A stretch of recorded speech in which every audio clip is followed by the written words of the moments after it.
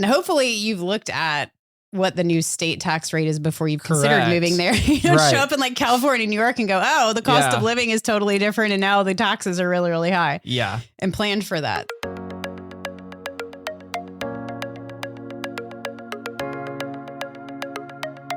Welcome to a Wiser Retirement Podcast. Are you curious about what to do with your finances when you move to a new state? I'm Shauna Theriault, and today I'm joined by William Metcalf.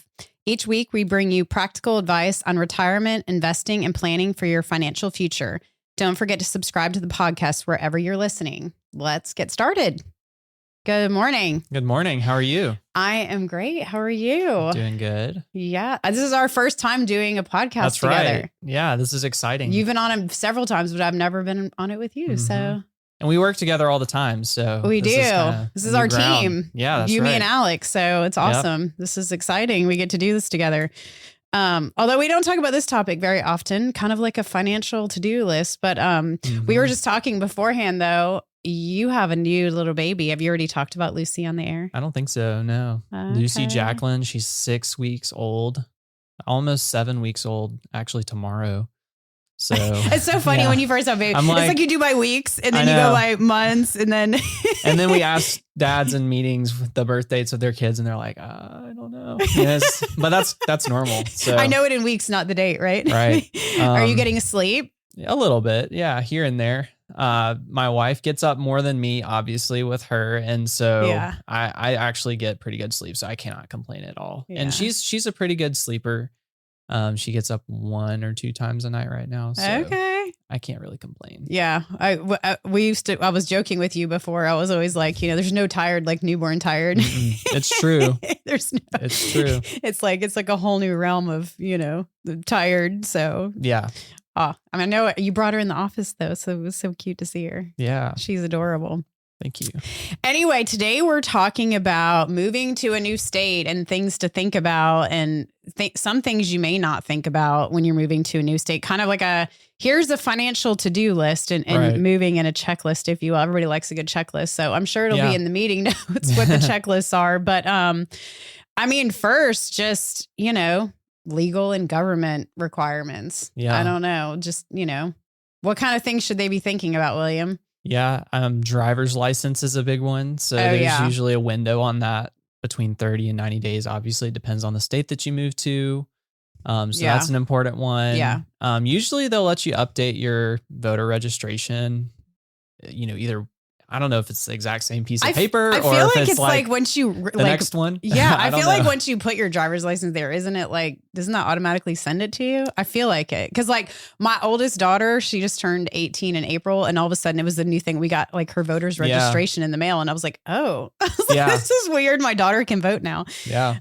So I don't know if that's automatic. Yeah. I don't know. I feel like I remember maybe it's by county. But I remember filling out a separate piece of paper one time when I moved. So I don't know. Okay.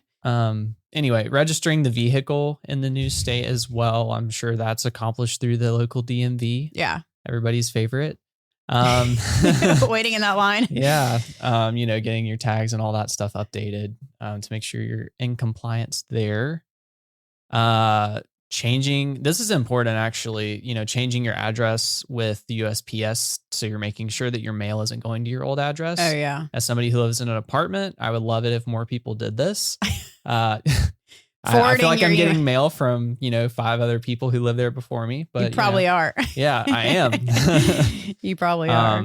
But yeah, you don't want your mail going to somebody who, maybe, I'm not opening other people's mail, but it's like I could. Yeah. So you don't want your important documents going to somebody else's house, right? Exactly. So. And it's like forwarding all your mail and all that too. I don't know. I feel like we don't get mail a lot. Everything's electronic. So these people did. So everything's paper. Yeah. Well, and then I guess like thinking about changing, since we're talking about change of address, changing all your accounts. Correct. All of that. If you have designations like we do, changing on designations, all of that. So it's like changing in all your bank accounts, changing it on your brokerage accounts, retirement accounts, all of that. Right. And that matters too, especially if you're getting paper statements, because that has account numbers and balances and all that stuff on it as well. So if you're getting stuff from Schwab or Fidelity or whoever you use, that is going to go to your old address until you change that. Absolutely. So. And I think with the IRS, it just gets changed once you file your new tax return with a new address, I believe is how it gets changed there. But you can do that in things like Social Security, things like that as well. Right. Pensions, wherever. It's a lot to change all your addresses, actually. Yeah. Some you may not think about as more like insurance and thinking like that as well. Getting new auto insurance when you move cross state lines, looking at obviously if you buy a home, getting home insurance or renter's insurance, things like that. Yeah. So the auto insurance, most states require you to do within like 30 to 60 days just to notify and change it over. And there's some carriers that may, depending on if you're leaving to Florida or some state like that. The cost may change as well. Yes. If you're moving to Atlanta, it will probably go up. Yes. Where you are. Right now, insurance is crazy in Atlanta. It's becoming like Florida here. Yeah. In Georgia. So yeah, that's something to pay attention to as well. The cost could change with that, depending on where you're moving to or from. Absolutely. Updating your address for health insurance, and then obviously finding new providers in your network, and once you get that set up with, if you're changing employers or health insurance provider, just making sure that you have somebody there as well. Yeah. And you just mentioned renters and homeowners insurance, and then, rates may differ based on location. Yeah, exactly. Yeah, and then life and disability information as well is important. And some of that may be like through your employer, because if you're changing jobs or moving, sometimes you work remotely and you're not really changing employers, you're just moving locations. Maybe moving to another state, but you work remotely. There's more remote work now than there ever has been. Right. So it may, you may do that through your employer, but like to your point, standalone life insurance policies, you want to make sure you get your premiums sent, premium notices so that you get your insurance policies and all of that. Yeah. So that may be one you don't think about because it's an annual renewal, usually for like life insurance and disability. Right. Making sure that's correct. Yeah. As far as your taxes and income updates, going through updating your address to your employer, for tax withholding purposes, because obviously your state tax, and hopefully you've looked at what the new state tax rate is before you've considered moving there. Show up in like California, New York and go, oh, the cost of living is totally different. And now the taxes are really, really high. Yeah. And planned for that. So yeah. Yeah. You don't want to keep withholding the same amount if you're moving from a state with state tax to a state with no state income tax, because you want to pocket that money now. Yeah. So you probably have to update your W-4 for your withholding and all that with your employer. So especially if you're staying with the same employer, just moving states, you'd have to let them know. But usually when you're starting a new job, if you're moving and they'll give you the forms usually. So that's not a big deal. Yeah. Something else I was thinking about too, when we were looking at this, and it may be hard to solve for, but if you change employers halfway through the year and you've already met like the Social Security, withholding, I don't know that you can adjust that, but you definitely have to get a claim, meaning there's a cap to how much you have to pay into Social Security each year. There's not for Medicare, but there is for Social Security as part of your FICA taxes. And so you may withhold too much that year, and that will flush out on your tax return. So I was thinking about that. Just meaning that once you pay in, it's, 170,000 ish? Around there, 165, 170, something once like that. Once you hit that, then there's no more going in. And, those of you who make more than that, you realize that your withholding changes throughout the year. Right. Once you hit that amount. It stops. But your new job may not know that. Right. So they're going to keep holding that outside of your income and withholding that for tax purposes. Yeah. So to your point, if you let's say you already made 170,000 that year and it already stopped, and then you change jobs or go to a new employer, they're going to still probably withhold that. Right. I don't know if there's a way to negate that, but I do know that if you over withhold, you will get a refund on your tax return for it. It'll be applied as a credit on your tax return for over withholding that. Right. So that's, something to think about as well, and just be looking for it. So this is a big thing with tax returns, your partial year returns. So if you're living in one state for part of the year and then another state for the other part of the year, you may have to file 2 tax returns, one for each state for a partial year. Yep. So that's something different to think about too. You wouldn't have to worry about that until obviously April, but I did that. So when I got married a couple of years ago, my wife, she had income in multiple states. and then we were filing our first time jointly. And so that tax return, I did it myself, but it was kind of a mess doing all of that through, I guess I used TurboTax or something like TurboTax. So you just did multi-states in TurboTax? Mm-hmm. Okay. It wasn't TurboTax. I think it was another one of those. Free but Tax USA or something? It was basically TurboTax, but that tax return was kind of a mess. So you can do like multiple states there. Mm-hmm. Yeah. Well, because on your W-2, it shows what states and all of that, and has like the state tax code, the tax code and all of that as well. But you just have to, So when you're moving, you have to file like partial year for each one. Right. So that's kind of a pain. So just be thinking about that for your taxes. So you may want to have a CPA do your taxes for that year if it's a little too hard to figure out. Yeah. But hopefully you have researched what the new state tax rates are before you move there. So there's no surprises there. So be thinking about that. If you're looking at, just in general, if you're looking at moving out of state and changing jobs, or even staying with the same job and living out of state, you want to consider the cost of living.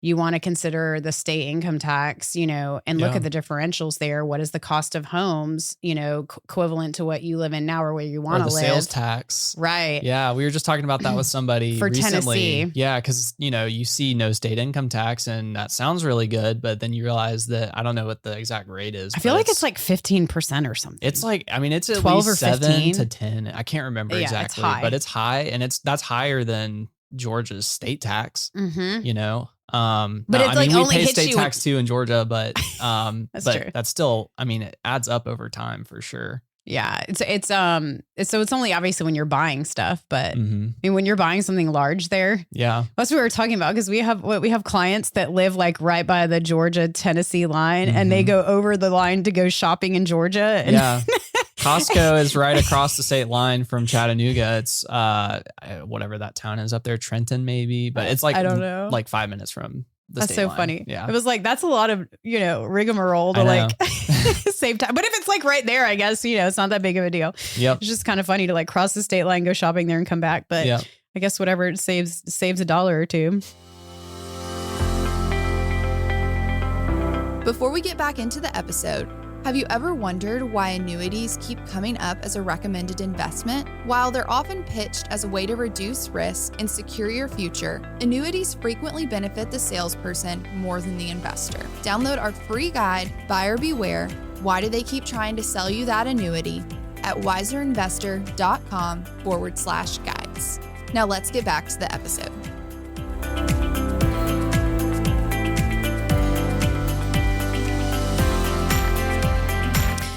Also thinking about homestead exemption. Yes. So do you know what homestead exemption is? Yeah. So that's where you're not paying school tax anymore. Is that right? For retirees? So that is for retirees, is for the school tax, but homestead exemption is basically that it's your primary home. So you get sort of a discount. So like, this is my homestead. So like, you can't do it with like rental properties. Right. You can't do a second homes. So it's only wherever you're domiciled in your primary home. Okay. So you can file that homestead exemption and get a little bit of a discount because it's your primary home, basically. Makes sense. You still pay the school taxes. So it just kind of gives you like a credit, kind of like a tax credit against it. But a lot of people forget to do that. Yeah. So you get your county taxes and it's like, oh, did I file homestead exemption? So when you move, and then you won't have it on the other home, Right. So it's like wherever you live is primary. Obviously, if you're renting, you don't have to do that. So, if you're renting someplace, then you don't have to file homestead exemption. So that's fine. As far as employment and benefits and things like that, what are the things that you think is part of the checklist we should be thinking about? Yeah, likely if you're starting a new job, they'll assist you with that process, obviously. And if you're listening to this, you probably have been through that process or, that onboarding process. But if you're with your current employer, obviously, like we've mentioned before with tax withholding and things like that, but you want to notify your HR department. We have a lot of pilots that live in different states from where they're based. So that's an example of that. And military too. Military as well. Mm-hmm. You just want to make sure that those things are taken care of. And then, things like your professional licenses transfer and you don't need new ones across state lines. Right. So like a CPA was the one that, go ahead. No, a CPA designation. It's like, I'm licensed in Georgia. Right. So you would have to, so if you up and leave, you have to get licensed in that state and see the requirements are for each state. So it's like doctors, accountants, I think attorneys, insurance maybe as insurance, yeah. Certain kinds. Attorneys, I believe too. Yes. So you have to, anything I guess requires a license in that state, you have to look to see what is new, what you have to do to renew it over there or change it over there. Yeah. And hopefully you've thought about this before deciding to move because that's important. Exactly. But some designations you don't have to, you just have to tell them you moved, and you don't have to like reapply somewhere else. So it depends. Usually, depending on your designation or your professional license, if you've registered through the state that you have to go to the other state because you've already done the process in the state you're in. Exactly. So it's kind of like, but you may not think about that. So you definitely have to do that. Changing your retirement account options and looking at that. So if you're leaving employers and going somewhere else, you may want to, roll it to an IRA or even put it in your same plan, move it to the current plan you're in if the plan allows for that. Sometimes it's better to do that than put it in an IRA. So just be thinking about, I don't know, we've come across a lot of people that have changed jobs. That necessarily is not tied to like moving out of state or anything where they just have 401ks at various places. It's just more for you to keep up with in terms of your beneficiaries and the allocations. The trading, yeah. Right. And so if you're not really monitoring it, then, because it's kind of just all over. Yeah. If the options are good in the plan, then you can also roll, like you were saying, you can roll it to the new plan. But that's something that you would want to evaluate too, because if the options are not good in your current plan, then you just want what's there to kind of stay there. And then if you roll it to an IRA, you can pick whatever you want. Exactly. And do stock market. Do it self-directed that way. Right. So just be thinking about that as you're moving around and consolidate. I'm just a fan of consolidation for multiple reasons, for ease of monitoring it. And, I know some people say it's like, well, I don't want all my eggs in one basket. And it's like, well, it's not really your eggs in one basket. I mean, if you're thinking about the different institutions you have, I mean, they have insurance. So Charles Schwab, for example, I can speak to that just because I've been working with them for, 27 years or 25 years or something like that. But, all of them have SIPC insurance. And then they specifically have Lloyd's of London insurance that sits on top of it. And so, to me, for ease of monitoring your balances, monitoring your allocations, placing trades, and then if something happens to you, your beneficiaries or your powers of attorney helping with it, it's just, if it's all over, it's going to be harder to manage in those moments. So, I just feel like it's better to consolidate so that way you're watching it and make it easier for yourself. Yep. Totally agree. Mm-hmm. Another thing that you could consider there as well, if you're changing states, if you're going from a state that has a really high state tax versus a really low or non-existent state taxes, maybe your Roth versus pre-tax decision is impacted by that, depending on where, that's coming into play. But for most people, it's not a huge difference compared to the federal rates. So that's usually where the most of that decision takes place. Absolutely.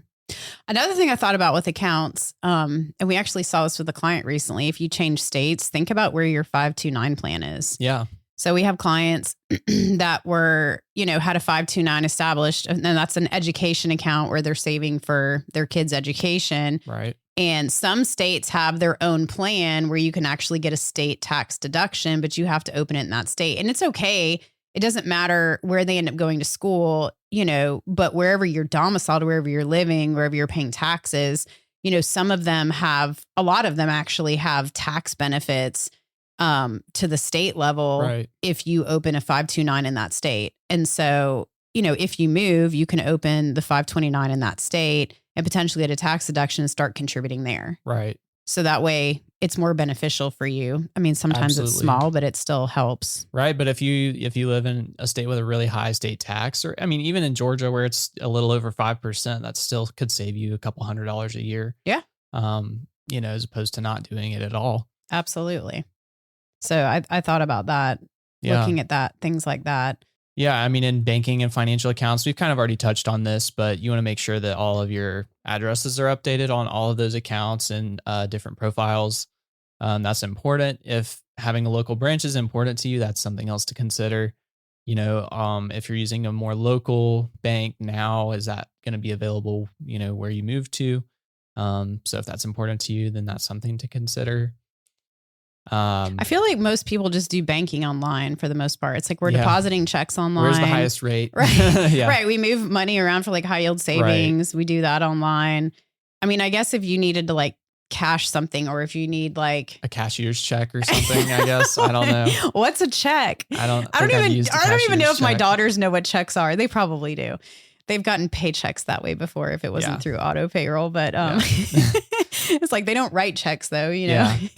They have checking accounts with no checks. Yeah. We use Venmo and Apple Pay. Oh, that's true. That's what we do. I know. One of my daughters was like, why can't they just Venmo me the money? It's so much easier. I'm like, well, that doesn't go through a payroll processing system. And I actually had a friend in college who was they were getting paid for their job through Venmo. This is like a supposedly legitimate company and they were getting paid through Venmo. And really? Like, yeah, that's really, you should probably just quit that job because they don't have the time or energy or effort to set you up with like a proper payroll. I guess it's under the table. I don't know. Yeah. Not that you want to do something wrong. No. I'm not saying it was not a weird you don't situation. Want to claim it. But it's like, if it's going through Venmo, do I really claim it, or am I not getting the W-2? Right. It was a weird situation. I guess you'll find out in January or February the next year if it was legit, right? Yep. That's kind of scary. Those first jobs are always like that though, Harry Canary. Yeah. So I feel like a lot of banking is just done electronically, but sometimes you want to, I don't know. I feel like sometimes you need a signature medallion guarantee for a form if you're doing a transfer, which is kind of like a notary, but it's a higher equivalent of a notary. Yeah. Exactly. Yeah. So only like a bank or a trust company can do that, or a custodian. So sometimes you need that, or sometimes you just need to get cash out, you know, but even with like, I use Charles Schwab for banking and they don't have a brick and mortar bank. It's just online, but when you go withdraw at an ATM, they reimburse you the fees. Yeah. So it's like, I don't feel like, you know, so I can still do that, but I can't deposit cash. Yeah. So that's the only thing, you know? So if you want to deposit cash, maybe doing that. Yeah. But sometimes it's good to have a credit union too, if you're trying to do a loan, or a local bank where you're doing real estate locally. Yeah. Because they know the real estate market better. They know the loans. Sometimes the smaller credit unions or the smaller banks, or the more boutique ones, if you will, they portfolio the loans, meaning they don't sell them. And so you can do a little bit of different things if you're buying real property and all of that. Sometimes it's nice to be a bigger fish, you know, in the pond, if you will. So, I mean, I'm thinking of somebody I know specifically, but they're at a smaller bank, and because of their situation, they're kind of one of the higher end clients there at that bank. So that's something to consider as well, if that's something that's important to you. So they probably get a lot of benefits from that. Yeah, so, I'm sure. And just make sure it's under FDIC no matter what. Because if the bank fails, you know, smaller banks, they have sometimes a little bit more financial troubles in times of decline. So you want to make sure you're under FDIC. Yep. Well, really, in thinking about like long-term and more strategic things to consider in financial planning and with your advisor, really. I mean, hopefully you've already looked at the numbers with your advisor before making this decision of a move. Right. Just as the checks and balances, you know, is it going to work financially to sell this house, buy this house, or move cross state lines, or does my job change, or, you know, is the cost of living different? All of those things. So hopefully you've already looked at that prior to making a decision, not after the fact. And can your advisor work in a different state? Some smaller advisors can't. And then, you know, do they have the knowledge to speak to that? You know, we work with, I don't know if we work in 50 states. We can work in 50 states. Of course. But I think we have clients in close to 50 states. Yeah. And some international as well. Yeah. You know, so not all advisors do that. So that's something to consider as well. You know, just do they have the bandwidth to actually do that? Yeah. That's something absolutely. To think about. Well, in some states, it's hard to know the rules. Like I know in Louisiana and California, there's so many like stringent rules that, you know, we definitely have clients there. But sometimes like with the estate planning, it's like I have to get an estate planning attorney, of course, because I'm not an attorney, but in California or Louisiana for those states, just because their languages are a little bit different. Yeah. So making sure they understand the tax laws, all of that. And one of the biggest things too is updating your documents or looking at that. Yeah. Yeah. So if you have, you know, current estate planning documents that are set up in a different state, often if you were to pass away suddenly, then those would be used. But it is better to have documents, especially if you have time to get them done and all that. It's better to have documents done in the state that you're domiciled in. And just taking into consideration all of the nuances of that state's law. Yeah. So that's important to do. Another thing, obviously, we always recommend you having a will, basic powers of attorney, and medical directives. And then, if you have property in multiple states, and you can speak to this more, it's really important to have a trust so that you can have your assets from multiple states, not have to go through probate in multiple states. Absolutely. And so just to touch on and expand a little bit about what you said. So in the medical directives and the financial power of attorney, each state kind of has their own language, if you will. That doesn't mean that what you have is not valid if something happens and you move. It's just that sometimes there's different language and things addressed in what you're domiciled. So you can get with an attorney and see if, do I need to change this? Do I have to change this? Right. I know some of the language is like, well, it's really similar. So it's not, you don't have to do it kind of thing. But some of them are really like if you move to Louisiana, for example, or, one of those different states. But, some of the language is different and it's just a good practice to get it done. But again, that doesn't mean it's not valid or not usable. But in terms of having real property in multiple states, and I think Arun and I touched on this in the last estate planning one we did, but it's really important because if you own, let's say you and your wife Abby own real property in, Georgia, and then you move to Alabama, and let's say you still have both of those properties. If something were to happen to both of you, normally it wouldn't just be one, but both of you, depending on the titling, obviously, then you would have to probate in both states. Right. So there's a way to title assets, if it makes sense, potentially in a revocable living trust. So that way it doesn't really, it doesn't pass through probate. It passes outside. So you don't have to, because there's no sense in probating two different states, because then you have costs in both states. And, sometimes you have to pay an attorney. Sometimes you can do it on your own, but most of the time individuals use an attorney or maybe with guidance from an advisor. But it's a good practice to use an attorney. So it just costs the heirs more, or even the surviving spouse if it was just in one spouse's name. So, it's a good practice. Now, if you decide to, to move to Alabama, which I hope you don't, because we want you here, but I don't plan on it. But if you move to Alabama, I don't know why I picked Alabama just because it's close. Like, who wants to move to Alabama? Let's move to Florida instead. Let's just at least water. So, if you move to another state and you decide to rent out the property that you left, now that may be different. We may want to do something like an LLC for like liability protection, because a revocable living trust doesn't offer you, while it passes outside of probate, it's not going to offer you any kind of liability protection. So so it's not just, and then there's some states where they just don't do revocable living trusts. It's very rare, but there's a couple states I know or they don't do LLCs. And so, you just want to get with an attorney in that state. So you understand each best. nuance of each state, right? Exactly. So how is the best to title this? And make sure to say this is a rental property or it's not a rental property, so that way you can address that. That's a primary home. How should it be titled to make sure it passes and, and the like. But then that's also a good point. If you decide to rent out a home you're leaving, then you definitely need to tell your insurance company that, because when you're looking at liability, your umbrella policy, that's the policy. It sits on top of the liability. They're going to want to know that that's a rental property, because the risk is a little bit higher if it's not a primary home. Yeah, exactly. And, if you're not disclosing things to an insurance company, they can get out of covering your property or, whatever the situation is with any insurance company. If you're not disclosing things properly, It's then true. You're kind of risking that yourself. Yeah. That they won't cover it. True. So just be thinking about that. There are actually a lot of things to think about when you're makes you not want to. On top of that, when you're like paying movers and you're packing and you're moving, is just hard. It's a lot. Even just moving apartments. Like I moved from Kennesaw to Woodstock, I guess a little over a year ago. Yeah, and that's not that far, but it's a lot. It's a pain to move. It really is. It's just like it's definitely a pain. Well, anything else you think we should be thinking about? I think that's everything we had today. Okay.